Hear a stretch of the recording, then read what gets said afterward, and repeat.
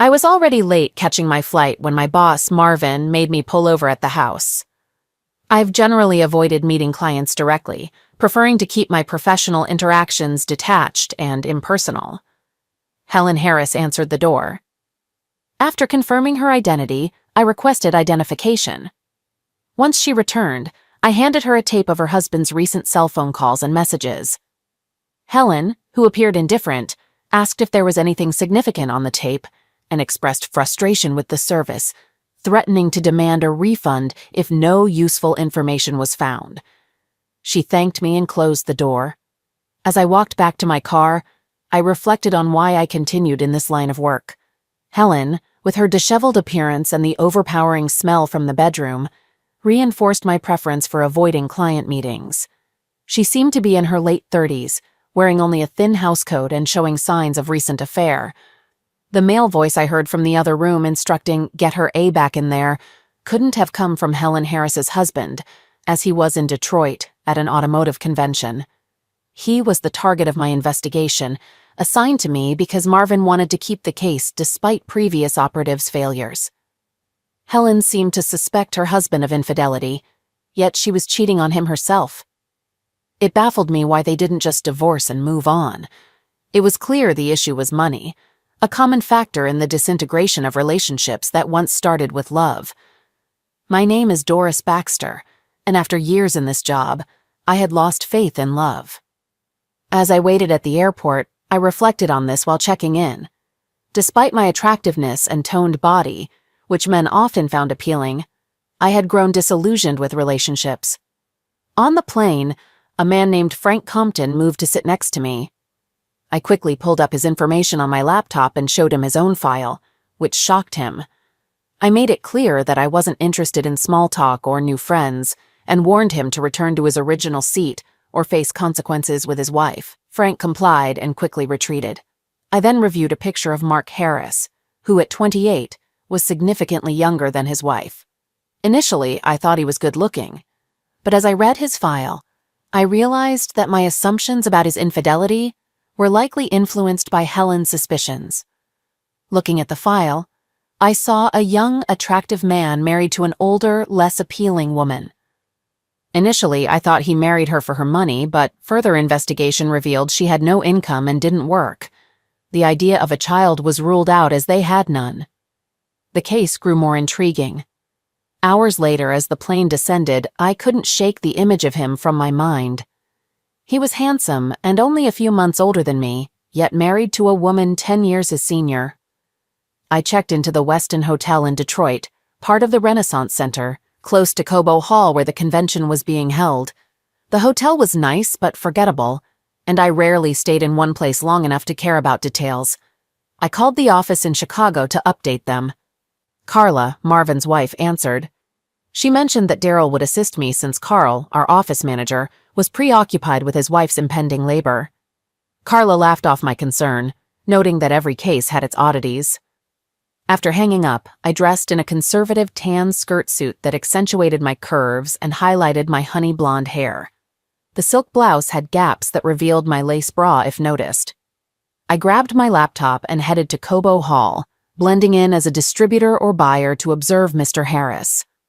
My laptop and cell phone were equipped with powerful digital cameras to capture any misconduct. As I walked through the automotive components displays, I pretended to be interested, but I was baffled by the obsession with replacing perfectly functional exhaust systems with louder, similar-looking ones. While contemplating this, I spotted Mark Harris, who looked even better in person than in his photos. His appearance and effortless movement, unlike the often disappointing reality of photographs, impressed me. He was more muscular and graceful than expected, navigating the crowd with ease and frequently stopping to engage with various displays. Following him was challenging. He moved quickly and skillfully through the crowd, making it hard to keep up. Despite being nearly caught several times, I managed to track him as he interacted with different booths and took notes on items of interest. One moment that really startled me was when Mark Harris suddenly turned around and headed back to a booth, moving so swiftly that I braced for a collision. Remarkably, he avoided me entirely and offered a polite apology, flashing a shy but charming smile. At that moment, I realized that my professional detachment was slipping. Despite trying to act disinterested, I was drawn to him, and I noticed that many women were trying to get his attention. However, his lack of interest in them suggested he might be in a serious relationship. I considered 3 possibilities. He was gay, too focused on work, or in love. Discarding the first, I focused on the latter 2, with the possibility of a serious relationship seeming the most lucrative. If he was indeed in a relationship, I could gather evidence for his wife and potentially earn more. Now that I was on the case, I was determined to find out. Mark. That afternoon, despite missing Helen, I realized how much I loved automotive trade shows. The only thing that could make it better would be if Helen joined me. I remembered how she used to come to shows early in our marriage, and I still admired her, especially her figure. As usual, I was excited but had to balance my focus. On one hand, there were vendors I wanted to work with for my company. On the other, I had a list of modifications for my Mustang. I also had meetings with business contacts and fellow road warriors, keeping interactions friendly but professional. I avoided the display girls, valuing my marriage too much. At 28, I felt like an old soul, committed to staying faithful. I still loved my 2006 Mustang GT, even though I disliked the 2010 changes. I had upgraded my taillights to sequential ones, which I enjoyed. My approach to women mirrored my views on cars. Why bother with someone new when I had a perfectly good partner in Helen? While walking around the trade show, I almost collided with a striking woman with honey blonde hair. I awkwardly maneuvered around her and apologized, but she seemed unimpressed. I hoped I wouldn't have to do business with her company, given my poor first impression. After a few hours, I took a break at the food court and got the last available table. Soon, the woman I'd nearly bumped into asked if she could join me, and I agreed. She was pretty, but didn't seem to use her looks to her advantage. Before we could talk, 2 display girls I'd seen earlier plopped down at our table without asking. They ignored my table mate and focused on me, but I made it clear I wasn't interested. When they didn't take the hint, I excused myself, saying I needed to call my wife, and left them to their conversation. Doris. As I sat down near Mark, I hoped to use a bit of flirtation to get him to engage, aiming to wrap up the case quickly. However, Mark didn't initiate any conversation and focused on his product brochures, which was a blow to my ego. 2 display models then approached, sat down, and blocked me out of the conversation. I started recording their interaction with my laptop's camera. I was pretty sure these 2 would get some kind of reaction from him. Despite their efforts, Mark's responses were brief and unwelcoming. He made it clear with hand gestures highlighting his wedding band that he wasn't interested. Nevertheless, the women persisted, possibly targeting married men who might be less likely to cause a scene. Eventually, Mark got frustrated, stood up, and said he needed to call his wife before leaving. The models then finally noticed me and asked if we knew each other. After I explained that we were just sharing a table, the brunette mentioned her interest in Mark. She noted that while many men at these events act unprofessionally, Mark was different. He was consistently respectful and well-regarded among vendors, and his professional behavior stood out. She admired his faithfulness to his wife, seeing it as a positive sign of his commitment. The brunette expressed confidence in her ability to attract any man, including Mark, and was determined to pursue him. Her cold demeanor suggested she saw me as a potential rival, or at least felt the need to assert her dominance. The blonde chimed in, claiming she intended to have a fling with Mark before the convention ended, leaving the brunette to do as she pleased afterward. For some reason, I was beginning to get angry. Luckily, I got a call from Daryl asking me to meet him at the concession stand. He informed me of a new plan for our target, which he admitted was somewhat underhanded. Daryl, who was a close friend and highly skilled, had proceeded without my approval, citing our lack of progress over the past 3 weeks. I reminded him that I was supposed to be in charge, though I knew from experience that Daryl's strong emotional involvement sometimes affected his judgment. Daryl's main flaw wasn't that he got emotionally involved with the cases. It was his fear of tarnishing his perfect track record. He never failed to deliver results and was determined to maintain that reputation. Daryl outlined his plan. Mark would attend a video presentation by American Muscle, then return to his hotel before the convention's opening night dinner, which would feature live music and dancing. Daryl had arranged for 4 escorts to meet Mark either at the presentation or the dinner, hoping one would compromise him and end the case. Despite agreeing to the plan, I had doubts. My subconscious, influenced by Mark's previous interactions, suggested he wasn't a cheater. After nearly a month of no evidence, I was inclined to believe that Mark Harris was faithful. An hour later, I found the American Muscle booth and spotted Mark sitting in the second row. I approached a man in an American Muscle polo who was assisting with the presentation. I hinted at a potential future meeting and he seated me in the front row reserved for employees.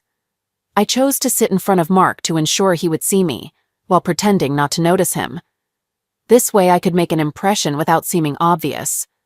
I was eager for the show to start, but not particularly interested in the presentation itself.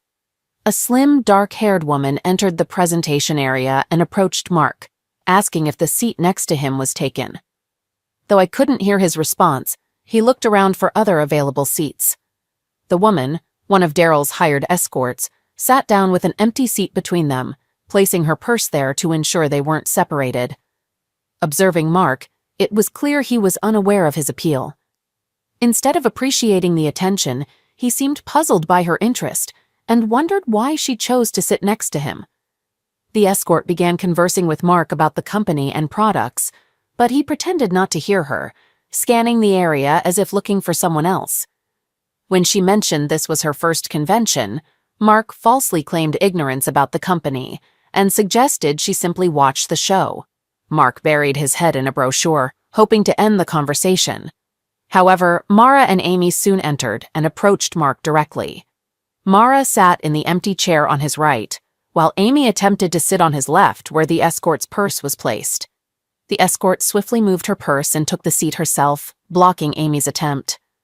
Mark, visibly frustrated, stood up as Mara tried to pull him back down. "Honey, where are you going?" Mara asked, her subtle accent giving her words a hint of exoticism. I don't know you," Mark stammered. "Of course you do. We're old friends. You joined us at the food court," Amy added, joining in. The presence of the two women alone drew the attention of everyone nearby. As Mark hastily got up and started to leave, all eyes were on him. Feeling embarrassed, he glanced around the room and our eyes locked. At that moment, time seemed to freeze, and I felt a pang of sympathy for him. With my experience in investigations, I was skilled at detecting lies and hidden motives. In that moment, I was conflicted. Professionally, I was intrigued by the unfolding situation and wanted to observe the reactions of everyone involved to understand their motivations. Mara and Amy were clearly trying to ensnare Mark, using every opportunity to make contact.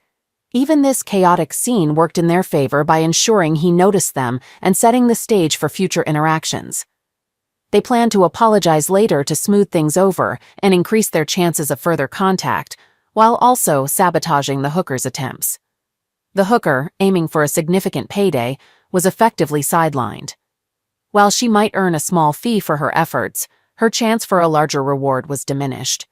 My professional instincts felt compromised as I realized we had crossed an ethical line by orchestrating a situation to make Mark appear unfaithful. Watching it unfold, I felt a pang of guilt for putting a man who was genuinely trying to be faithful in a compromising position.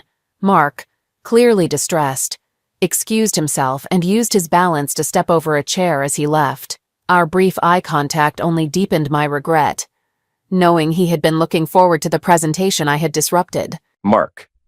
I returned to my hotel room, seething about missing the American Muscle presentation. It wasn't just because they were already a client and I wanted to check out their new products, but also because they were my top source for aftermarket parts for my black 2006 Mustang GT. Something strange was happening. Those same two rude women from the food court were there again. It almost felt like they were following me. Maybe I'd inadvertently offended them, and now they were trying to get back at me by embarrassing me. I tried calling Helen at home. Her voice usually lifted my spirits when I was feeling low. Lately, though, she seemed perpetually irritable. I was starting to think she might be going through early menopause. Our choice to delay having kids until I found a job with less travel seemed increasingly questionable. Still, my desire to start a family didn't outweigh my need to be with Helen. "Why the hell are you calling me?" Helen snapped when she answered the phone. "I just needed to hear your voice," I said. "There are some strange people here and I'm not having the best time." "What do you want me to do?" she retorted. Drop everything and fly to Detroit to comfort you? Damn it, Mark, you're an adult. I can't handle everything. Marriage is supposed to be a partnership. Pull your weight. I'm busy right now. Goodbye. I love you, Helen, I said to the dial tone. I changed into running shorts and a tank top, grabbed my iPod, and headed to the hotel's workout room. Doris, Daryl and I returned to my hotel room to discuss our next steps. Daryl, ever the polite gentleman, waited by the door until I noticed him and invited him to sit. Daryl expressed disappointment, feeling our initial plan had potential until the other two women intervened. I clarified that they were not professionals. One was hoping to marry Mark, while the other wanted to have a fling with him before her friend's potential marriage. Despite the setback, Daryl remained optimistic, believing our plan could still succeed if those two didn't attend the dinner. I assured him that since the dinner was for customers and not vendors, we should have a clear shot. Daryl's phone rang with an update from Marvin. Carl's wife had gone into labor just in time for him to witness the birth. As Daryl relayed the news, I found myself briefly pondering the idea of having a family of my own, but quickly dismissed the thought. Since this case started, I've been having some really unsettling thoughts. "Daryl, what's your take on this case?" I asked him. "It's messed up," he replied. "This guy is pretty slick, I'll give him that. I'm not sure he's slicker than the guy we caught who was messing around with his kid's teacher, but eventually they always make a mistake. We'll get him, I'm certain." "Daryl, why are you so sure he's cheating?" I asked. "Oh my God," Daryl said. "Listen to this." He played a recording of Mark calling his wife after leaving the presentation. Daryl found it hilarious and kept replaying the last part. "I love you, Helen." Beep! Suddenly, I was furious. I had never felt so angry or devastated before. "Shut the hell up, Daryl," I yelled. There was a tense silence between us. I took a deep breath and apologized to my friend. "Did I do something wrong?" Daryl asked. "I'm sorry, Daryl, it's not you, it's me. I just have this nagging feeling that we're the bad guys in this situation," I said. "What do you mean?" he asked. "Doris, we're not the heroes or the villains here. Our job is just to observe and gather evidence. The targets are judged based on their actions alone. They'd still be guilty even if we weren't involved. What we do helps resolve tough situations." I'd heard that damn speech from Marvin more times than I could count. "Daryl, what if the reason we haven't found any evidence on this guy is because he isn't cheating?" I asked. "You said we only observe. If we were cops, setting up hookers to try and get him to sleep with one would be considered entrapment, right?" He nodded. "I think we've crossed the line from observing to trying to force him into something he's not doing. And that makes us the bad guys," I said. "But he has to be cheating," Daryl insisted. "There has to be something going on. There's no other explanation." "No explanation for what?" I asked. "For putting up with all the crap from his wife," Daryl snapped. "She treats him like garbage and he just takes it." I nodded, and Daryl continued. "Have you seen his wife?" Daryl asked. I nodded again. "She's older than him, doesn't work, has no money other than what he gives her, and she's not exactly a looker," I said. "Not exactly a looker?" Daryl repeated. "That woman looks like Frodo Baggins." "She's also cheating on him," I said. Daryl was taken aback. "Why the hell would he put up with all this?" Daryl asked. "You heard it on the phone, Daryl," I said sadly. "He loves her. We see her as a lazy, freeloading, unfaithful, ugly piece of work. But he loves her. Let's give it tonight and tomorrow. If we don't find anything by then, we'll have to talk to Marvin," I said. Daryl had snagged a perfect gig as a waiter for the dinner. It would let him move around the venue and plant cameras to catch Mark in the act. Despite Daryl's professionalism, I couldn't shake the feeling that Mark wouldn't slip up. A part of me was even hoping he wouldn't. The dinner dragged on for almost 4 hours. Mark didn't arrive for the first hour, likely due to nerves from the earlier presentation. When he did show up, he was subdued, mingling with business contacts and having dinner with them. It was evident that Mark's enthusiasm had faded, possibly due to missing the presentation or his wife's behavior. None of the 3 escorts managed to catch his attention. Despite several women asking him to dance, he politely declined, citing his wedding ring. I initially thought he simply couldn't dance. However, when a young girl no older than 13 asked him to dance, he joined her on the floor effortlessly. Afterward, he declined more dance offers using his ring as an excuse. I wondered why I couldn't find a guy like that. Helen. Can you imagine the audacity of that jerk? I blurted out angrily. How dare he interrupt me with his petty bullcrap? Where did we leave off? I paced back to Robert and knelt down. Suddenly, he seized me firmly by the shoulders and spun me around. He spat on my lower back. No, Bobby, I pleaded softly. Not there. It still hurts from earlier today. All right, he responded. I don't want to coerce you into anything you're uncomfortable with. Now, where did I put my coat? You can proceed, I murmured faintly. What was that? He demanded, raising his voice. I said you can do it in my A, I replied. Nope, he said, I think I'll be leaving now. It doesn't sound like you really want me to do it. Bobby, I'm begging you. I said, please do it. You can do it anytime you want. This part of my body belongs to you. Truthfully, I hated it. After a few minutes, the pain went away and I started to enjoy it. However, he soon pulled out and did it in my face, a sight he enjoyed. I knew better than to try to wipe it off. He liked to see me covered in his fluid and had even taken pictures of me in that state. Afterward, he added a humiliating touch by spitting on me. When Robert headed to the bathroom, he returned with a new idea. He smiled as he relieved himself on me, increasing my humiliation. I silently resolved to clean up before Mark came home. Once Robert finished, I had to crawl after him on my knees and doing BJ, trying to ignore my revulsion as he relished the act. Your wife doesn't do this for you, does she, baby? I said. I'd never let her, he said roughly, because I love her and she's not a hoe. I took a moment to gather my thoughts. Robert, we need to talk, I said, struggling to find the right words. His earlier comment, I love her, echoed in my mind. Did he no longer care about me? And when he said, she's not a hoe, was that his view of me? Bobby, I'm pregnant, I said, hoping to gauge his reaction. Why are you telling me this? He shot back. Are you saying we can't hook up anymore because you and your husband are expecting a baby? Fine, let this be our last time. Honestly, it hasn't been much fun lately anyway. To be frank, Helen, you're getting a bit old for this. It's time you used your head instead of just your body. Having a kid will surely make your husband happy. Robert, it's not his baby. It's yours, I screamed. Don't be ridiculous, you stupid hoe, he yelled. There's no way I'm getting tied to you.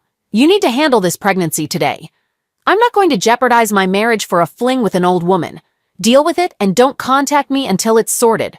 He stormed out of my house, snatching his clothes in a hurry. I was left sitting on the floor, stunned. It felt like an eternity before I heard a voice. Hello, is anyone there? A matronly Hispanic woman stood in my living room. Seeing me on the floor, she rushed over. Mrs. Harris, she asked, and I nodded numbly. She carefully stepped around a puddle of urine on the hardwood floor. Are you all right? She asked. I shook my head, feeling like things would never be okay again. I've messed up so badly, I admitted. I spent the next few minutes pouring out my troubles. She listened without judgment, even as I shared the details of what I'd done for Robert and recounted our history. Even before I married my current husband, I knew Robert. My first husband died while serving in the army. While he was deployed in the Gulf War, I was at home having an affair with Robert. After my husband's death, my guilt led me to end things with Robert. Years later, when I had remarried and was trying to move on, partly because of Mark's unconditional love, Robert came back into the picture.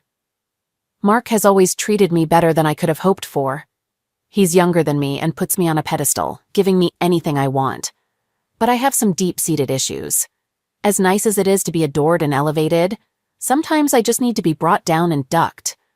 I thought Robert loved me too. I had imagined a future where we both got divorced and moved in together to raise our baby. Now I see that's not going to happen, and it leaves me in a terrible situation. Maybe your husband won't find out the baby isn't his, she suggested. Mark has a very rare blood type, I said. Every time we visit the hospital, they urge him to donate. Sooner or later, the truth will come out. She shook her head. The ironic thing is that I genuinely love being married to Mark, I confessed. I appreciate how caring he is and how he loves me unconditionally. I also enjoy the way younger women throw themselves at him, knowing they don't stand a chance. Robert was never meant to replace Mark. He was supposed to be an addition. I guess I wanted to have my loving husband and an extra wicked thrill on the side, I told her. When I found out I was pregnant, I was sure the baby was Robert's. I really wished it was Mark's instead. Mark would have made an amazing father, but the timing was all wrong. I started treating Mark poorly because, despite his love for me, I knew he wouldn't tolerate this situation. Mark is the kindest, most laid-back guy, but he won't share either his woman or his car with anyone. I began planning my divorce weeks ago. Robert claimed Mark was likely cheating on me while he was traveling, so I hired an agency to tail him. My lawyer warned me that, if we divorce, especially with the baby not being Mark's, but conceived during our marriage, I might not fare well. The woman simply looked at me and shook her head. Normally, what I'm about to tell you would be considered good news, she said, but unfortunately, it won't be for you. Listen to this. She played a recording of Mark's phone calls and a log of his activities at the convention. They had even gone as far as hiring hookers to try to catch him, but he didn't even dance with other women. Your husband is not cheating on you, she confirmed. The real blow was hearing our phone call from yesterday. While I was busy trying to get back to Robert, I hadn't noticed how emotionally drained Mark sounded. Hearing him say he loved me right before I hung up made me feel even worse. Doris. Early this morning, I decided I couldn't continue with the case and asked Marvin to send a replacement for Daryl. I packed up and planned to leave once my replacement arrived. Feeling a sudden urge, I went to the convention center for breakfast and saw Amy and Mara setting up their booth. I grabbed coffee and French toast and sat at the last available table. Mark arrived soon after. I noticed Amy's immediate interest and called Mark over to my table, insisting he sit next to me despite his hesitation. I introduced him to Daryl, whom I falsely claimed was my husband. As Mark relaxed, we had a great conversation, including a discussion about his Mustang and his love story with Helen. She had been his babysitter growing up, and he had fallen for her despite her being 10 years older than him. He'd fallen for her when he was just 6 and she was 16, and he never stopped loving her. She had gotten married, but her husband was killed in the military or something similar. Mark had helped her through her depression and encouraged her to start living again. A few years later, he proposed, but she flatly refused due to their age difference. He kept asking her daily until she finally said yes. I had somehow fallen for this man over the past few days. My realization was abruptly interrupted by the commotion. "You lying, heartless, low-life witch," he yelled. I turned from Mark to see the man causing the commotion. He was the same guy who had glared at me at the party the night before. He lunged at me, missing by inches and causing me to fall over my chair. Daryl attempted to intervene but was struck in the face with a metal chair and fell to the ground, unmoving. I was on the floor, tangled in my chair, trying to reach my taser. The man loomed over me, furious and ready to strike. Fear overwhelmed me, and I might have leaked a bit out of sheer terror. Daryl was just starting to get up, but he wouldn't make it in time. Amidst the chaos, someone shouted for security. I braced myself for the blow, but it never came. Mark, who had intervened, caught the punch and put the man in a wrestling hold, forcing him to the ground. The man crumpled and began crying. "Don't trust anything she says," the man insisted. "She acts like she's interested in you, but she's really a private investigator hired by my ex-wife to catch me cheating. I lost everything in the divorce. I only see my kids once a year." Finally, security arrived, took the man into custody, and escorted him away. Security arrived, took the man away, and Mark reassured him that it would be okay. When Mark asked if the man's claims were true, I explained that my job involves helping people address their doubts in relationships, providing reassurance or evidence as needed for smooth divorces. "I'm such an idiot," he said. "We've only just met, but I liked you. I thought maybe we could be friends. I've been feeling down because it seems like Helen isn't happy with me anymore. I was hoping you could give me advice to win her love back. What a fool I am." "She hired you, didn't she?" I nodded slowly. "I wanted to tell you," I said. "But don't worry. The report will show her how much you love her. You're clear." Even as I said it, I knew my words were hollow and meaningless.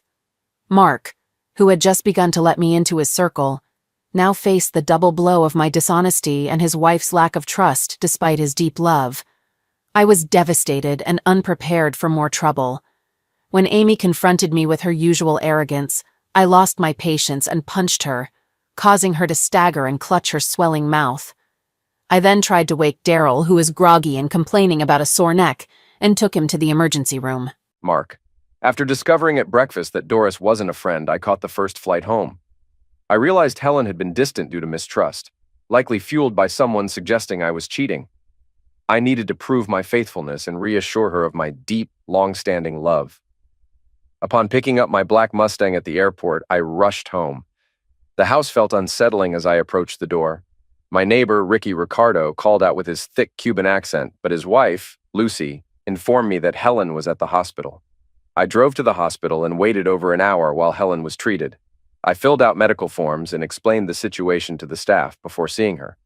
Sitting by her hospital bed, I felt overwhelming guilt and questioned whether her ending attempt were linked to her suspicions about me. When Helen regained consciousness, she revealed her deep love for me, but also her concerns. She had heard from a friend that I might be unfaithful, which worried her given our age difference. Ironically, the only woman I had noticed was the investigator she hired. Helen had engaged private investigators to check on me, driven by her love and determination to fight for our relationship. However, she was also hiding a serious issue. She had been aped weeks earlier and felt immense shame, leading to her withdrawal and depression. On top of that, she discovered she was pregnant with another man's child, which made her feel trapped, especially as we had delayed starting our own family. Overwhelmed, she had decided to end her life. Processing this, I embraced her, assuring her that nothing would tear us apart and expressing my deep love. We both cried until a nurse informed me I needed to go home and could return the next day. The nurse also mentioned that Helen would be staying in the hospital for a while. She would need to be under observation for 72 hours and then evaluated by a therapist before she could be discharged. When I got home, I sat down on the couch, overwhelmed by everything that was happening. There was a knock at the door. I answered it to find Lucy Ricardo again. She handed me a sealed envelope addressed to me. She explained that a woman had come to her door and instructed her to give me the envelope. I thanked Lucy and went back inside. Lucy seemed reluctant to leave, likely driven by her curiosity and inclination to get involved. Once alone in my living room, I opened the envelope and was stunned by what I found. The envelope contained a note written in crayon, making it impossible to identify the handwriting. The note read, "Don't be a fool, she's cheating on you, it's his baby, she's lying." Along with the note were a couple of disturbing photos. One was a close-up of Helen's face, smeared with dried white fluid, particularly around her mouth. The other photo showed Helen with an older man, whom I didn't recognize, having closeness on our sofa. The man was standing behind her back, and her expression suggested she was enjoying it.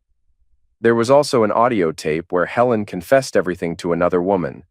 On its own, I might have dismissed the note. The photos could have been fake, but hearing Helen's voice on the tape, along with the note and pictures, was enough to devastate me. I spent the night huddled on the couch. At one point, I realized I was lying on the same couch where Helen had been with that man, and I almost lost my lunch. I'd always believed I'd love Helen forever. Deep down, I still did, but I couldn't reconcile the way she'd treated me. I had proof she cheated, yet she didn't trust me enough to believe I was faithful. What hurt the most was how she had looked me in the eye and lied about everything. I wasn't even sure if her ending attempt was real or just a ploy to gain my sympathy while she spun her lies. The next morning, I requested personal time off from work. Instead of confronting Helen with the evidence and demanding details about the affair, I chose to distance myself. I was deeply hurt and needed to clear my head, so I decided to escape my troubles by signing up for a racing camp to try something new. Although I didn't need to improve my driving skills, I wanted a change of pace. From the road, I called my lawyer to begin preparing divorce papers. It seemed contradictory that someone who deeply loved his partner could suddenly want nothing to do with her, but being deceived and feeling undervalued made it plausible. I still had strong feelings for Helen but doubted her love for me. I explained the situation to my lawyer, including the evidence, and played part of the tape. He sympathized and agreed to handle the case. The camp was in Arizona, so I had plenty of time to think during the drive. Just before dark, my cell phone rang. I expected it to be my lawyer, but it was Helen. It seemed this was the first time she'd been allowed to use the phone. She said she'd been worried all day. "Where have you been, honey?" she asked. Helen, you might be confusing me with Robert, I said coldly. I think you dialed the wrong number. This isn't your honey. It's just your clueless husband who's loved you since he could barely walk. She fell silent, and I could hear her breathing, but she didn't respond. I've learned a lot about people over the past few days, Helen. Maybe I was too trusting or just plain naive, but that's all done now, I said. Please don't call me again. I've already told my lawyer how I want to handle the divorce. You have until the end of the week to take everything you want from the house. After that, I'm putting it up for sale. Mark, please, I know I messed up, she said. We need to talk this out. I think I'm having a midlife crisis or something. I'll get therapy. We don't have to end things like this. We can work through it. I'll never see Robert again. I'll put the baby up for adoption or do whatever you want. Please don't leave me, Mark. You love me. I ended the call. It rang again 5 minutes later. I saw her number on the caller ID and didn't bother answering.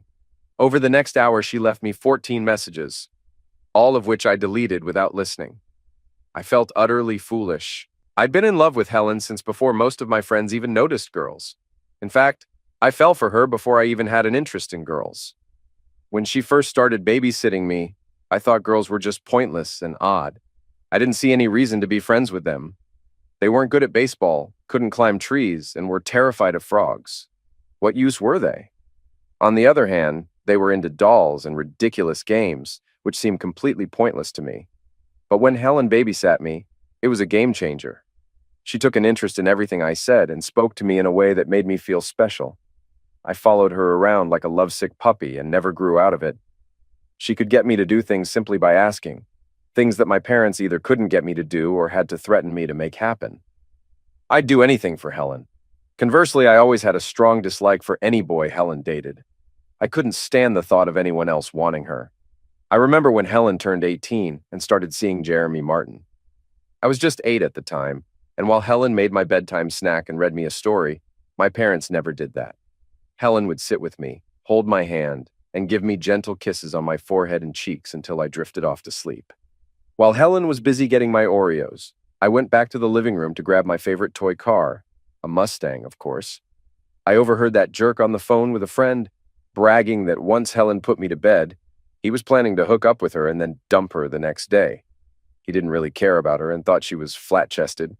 He had put up with her nonsense long enough without getting anything in return. So, he was determined that tonight would be the end, and he wouldn't accept any resistance. I went back to my room, fuming. I didn't understand everything Jeremy was saying, but I didn't like it. When Helen came into my room, we noticed each other. I saw that Helen was wearing perfume, which I didn't like because it smelled like flowers, and I thought flowers were as useless as girls. I preferred Helen's natural scent. Helen left the room, and shortly afterward, I heard shouting and screaming from the living room. I got out of bed to check and saw Jeremy pushing Helen down onto the sofa. He was undoing his belt and standing over her. Although I now understand what he intended at the time, my 8-year-old mind thought he was about to give my Helen a beating. Fuming, I grabbed a baseball from the dining room table and threw it with all my might. The ball struck Jeremy squarely on the back of his head, and he collapsed instantly. Helen hugged me as I stood over him, glaring. Helen quickly got Jeremy up and out of the house. From then on, I was her hero. She made playful comments about marrying me when I was older, which I took seriously at the time. Years later, I realized I hadn't truly rescued Helen from Jeremy. I'd only postponed it. Less than 2 weeks later, Jeremy had closeness with Helen and then discarded her, passing her around to friends.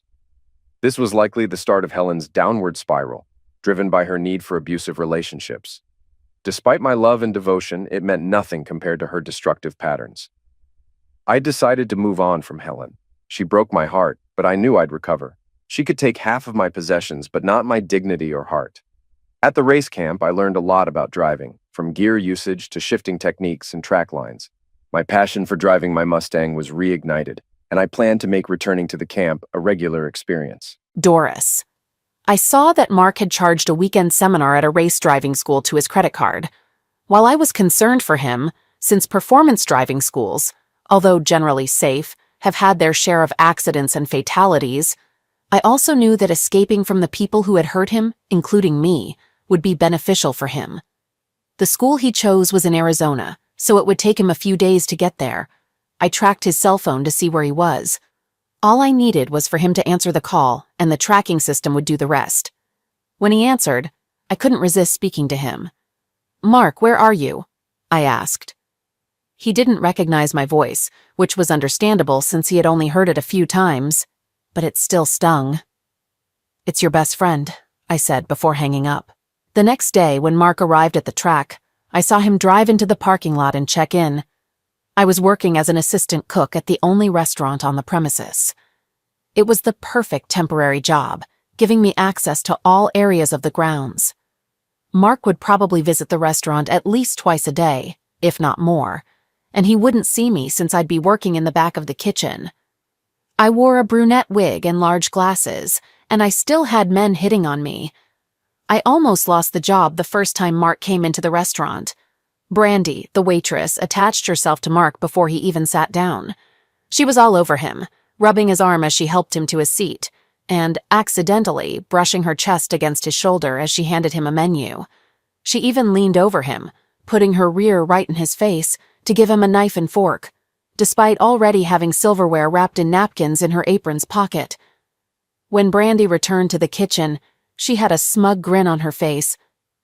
"I'm going to have a great time with this one," she said. "Maybe I'll marry him and have his babies." I used to like Brandy, but after that encounter, she came very close to getting tased and choked that morning. On the other hand, I had a good laugh when she left a note with her phone number on Mark's table, and later returned to find it still there. That afternoon, as I watched him drive, I found myself gripping the bench tightly every time he took a sharp turn at high speed. It became clear to me that I had a serious issue. My initial reason for tailing Mark was to make amends for the disruption my investigation had caused in his life.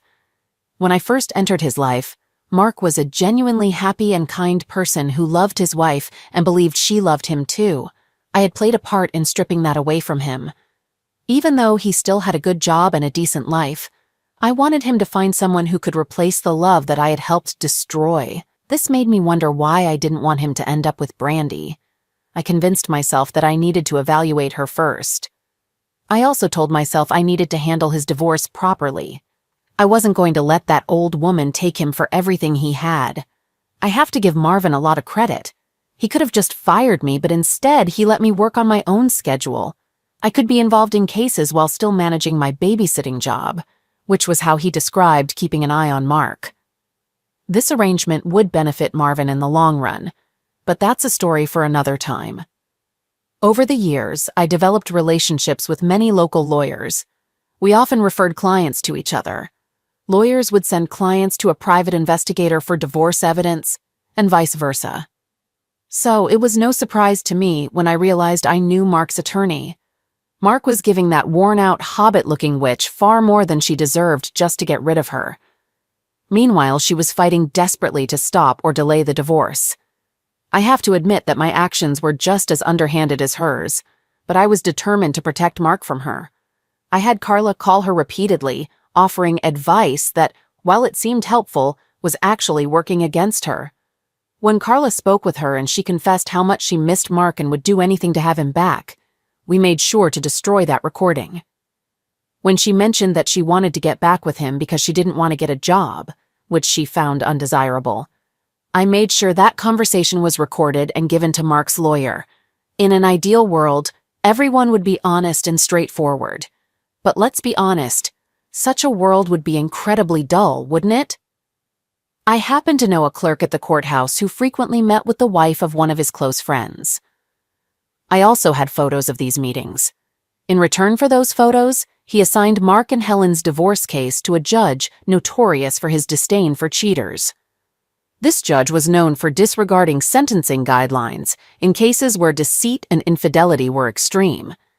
He had once been wronged by a woman himself. So, when Mark went to court, he was prepared to lose half of his assets, but was stunned when he found out otherwise. An anonymous source had left a file on the judge's desk detailing how Helen had hired our agency to spy on Mark while she was cheating on him. The file also included information on how some operatives tried to trick Mr. Harris into infidelity at Mrs. Harris's request.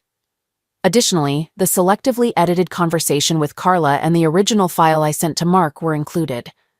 I think Mark might have spotted me in the back of the courtroom, disguised in the same way I was in the restaurant, but I'm not certain he recognized me. The judge was furious. His anger led him to grant the divorce and award Mark an unprecedented 80/20th split, with no alimony or child support since the baby wasn't his. Helen had a breakdown in the courtroom and, in the days that followed, desperately tried to contact Mark, leading him to secure a restraining order. Her behavior escalated to the point where she had to be institutionalized. Still on Mark's healthcare plan, he visited her a few times. During one visit, he attended a therapy session from the back of the room, and in a brief conversation, advised her to move on and return to Robert. He offered financial help, but emphasized he wanted to move on with his life and thanked her for their past happiness. Mark had no intention of seeing her again, but was called back the next day. Helen, whose room had barred windows, had broken one of them. A few hours after Mark's visit, Helen placed her neck on the windowsill and called for an orderly. When he entered, she calmly said, "There's a note on the desk," and then, with a smile, said, "Goodbye," before taking her own life. Helen struck the rod holding the window, causing it to slam shut on her throat. It was a tragic end for someone so troubled. I can't say I was saddened. Given how she treated the man who loved her, she got what she deserved. Mark never saw the note Helen left. I destroyed it immediately after receiving it and paid the orderly $300. The note read, "Mark, I can't live knowing you no longer love me. I'm leaving for a better place, hoping you'll join me soon so we can be together forever. Love, your Helen forever." Helen was delusional to think I'd let Mark see such a letter. She was trying to guilt-trip him, hoping he'd follow her lead, which I couldn't allow.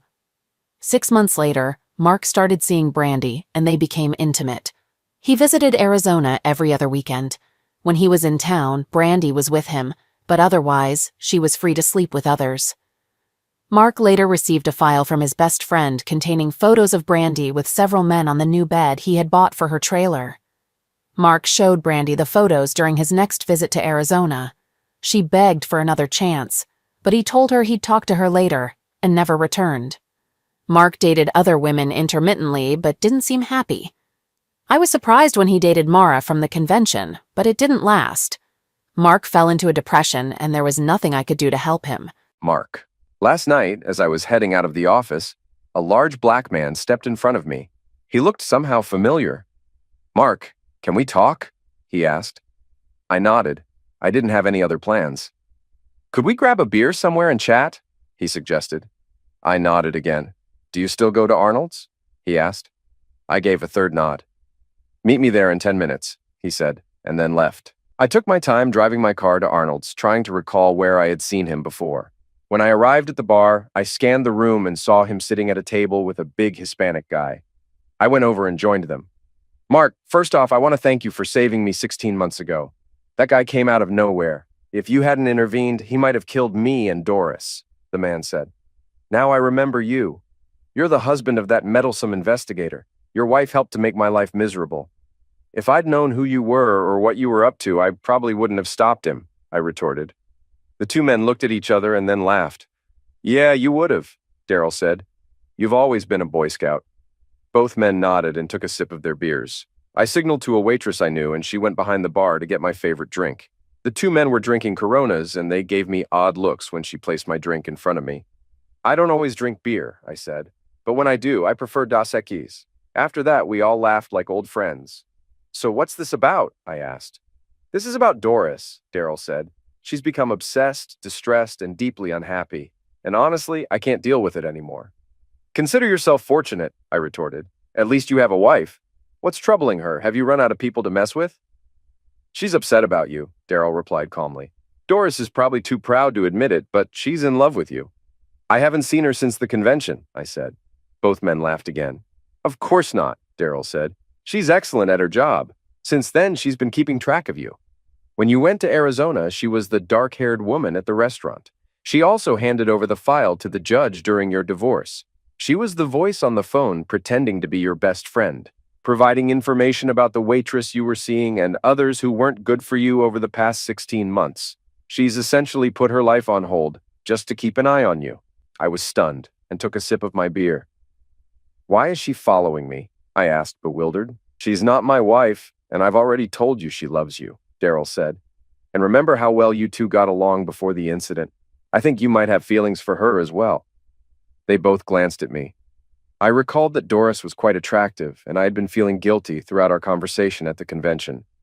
Even though we were just talking, it felt like I was being unfaithful to Helen. So, what do you need from me? I asked. All I'm asking is that you sit down and talk with her, Daryl replied. Doris. I got a call from Marvin on my day off and was really annoyed. I had plans and needed to review the personnel files of every eligible woman at Mark's company.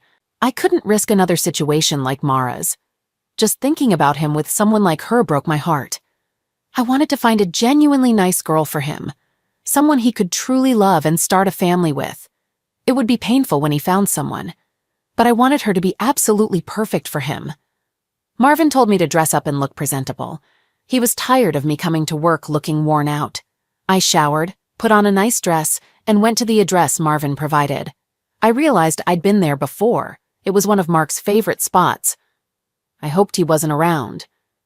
Marvin met me in the parking lot and handed me the assignment. I was supposed to do surveillance on a guy who might be cheating on his girlfriend. I was about to refuse because I don't handle those cases anymore. Since Mark, I only deal with insurance fraud or similar issues. Please do this one for me, Marvin pleaded. This guy is a real jerk. He's nothing like your Mark. Why did Marvin refer to him as my Mark? Did everyone think I was falling for him? Marvin, don't ask me to do this again, I snapped. He's at the third table on the right, Marvin said with a smile. Thanks, Doris. You won't regret this. I will if Mark gets hurt or has his heart broken while I'm stuck watching your jerk, I retorted. What puzzled me was why Marvin was grinning so broadly as I entered the bar.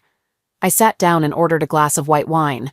As I watched the guy, he was nervously fidgeting, classic behavior of someone who's cheating. Suddenly, all my instincts kicked in. I was ready to take this guy down hard. It's people like him who make things difficult for the good guys like my Mark. Did I really just think of him that way? I was focused on the task when, believe it or not, someone played my favorite song on the jukebox. I was humming along to Private Eyes, when, as the third verse started, I realized I'd been set up. Why try to hide your true self from me? I'm a spy, but I'm on your side. The song played. I got up and walked over to the table. When I sat down across from the man, I noticed his greasy long hair was actually a wig, and his large nose and glasses were part of a Groucho Marx mask from a novelty store. I laughed as Daryl Hall and John Oates sang, "Slip on into any disguise. I'll still know you, look into my private eyes." I removed the mask to reveal Mark's familiar face. "It took you a while to catch on," he said with a laugh. "I thought you were supposed to be a private eye. If I hadn't requested that song, I might have been waiting here all night." He chuckled. "So, what brings you here, Doris?" he asked. "Something I've wanted to do for a long time," I replied, leaning in for a kiss. The kiss was even better than I had hoped, lasting around 10 minutes and conveying everything he needed to know about me. I already knew everything about him. In the end, as with every pursuit I've ever been on, I got my man. That night at Arnold's might have marked the end of Private Eyes, but it was just the start of Doris and Mark. We've been happily together since then, but that's a story for another time.